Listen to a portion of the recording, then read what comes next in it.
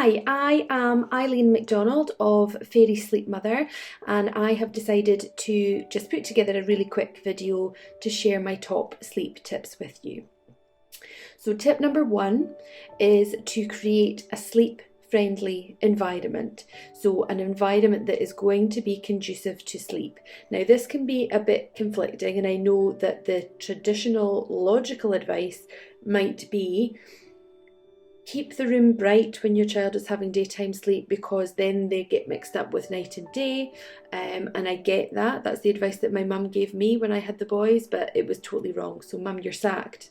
And actually what we want to do is create an environment that will help for children to achieve good quality restorative sleep. So it needs to be conducive to sleep. It needs to be quiet, it needs to be calm, it needs to be dark, it needs to be comfortable, it needs to be familiar. So generally where children normally sleep, so if that's in the room with you under 6 months, if that is in their own bedroom, then that is a good place for them to have their daytime sleep.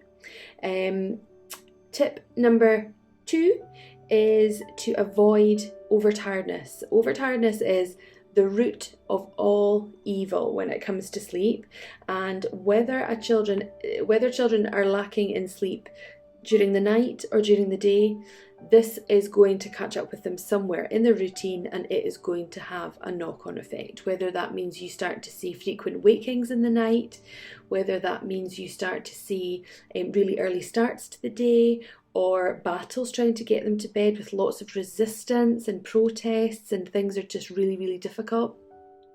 Those are all likely to be connected to a child who is overtired.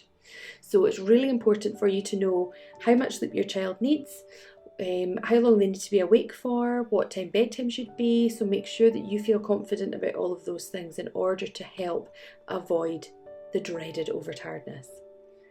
Tip number three is to implement a sleep routine. A sleep routine will help a child to feel settled, reassured and comfortable, because they know where they stand, they know what's coming next, it's going to be familiar, and it just helps to have a bit of a natural rhythm to their daytime routine. So having the same order in the run up to naps and at bedtime as well, particularly, it is beneficial to have a routine in place.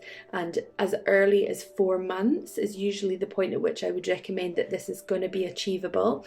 Before 4 months, things are likely to be quite unpredictable because feeding is going to be happening frequently. So from 4 months, I think that is the point at which it is really important to start thinking about implementing an effective routine. And my fourth tip is to always make sure that you are sourcing your sleep information from a reliable place.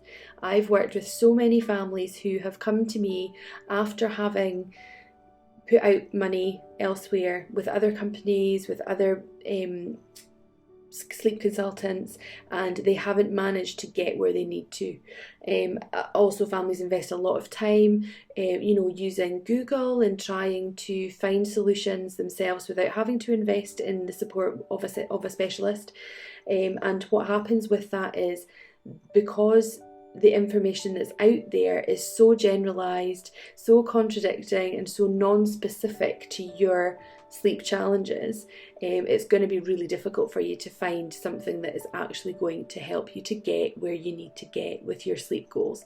So just make sure that wherever you are looking, you are happy with the source that you have found.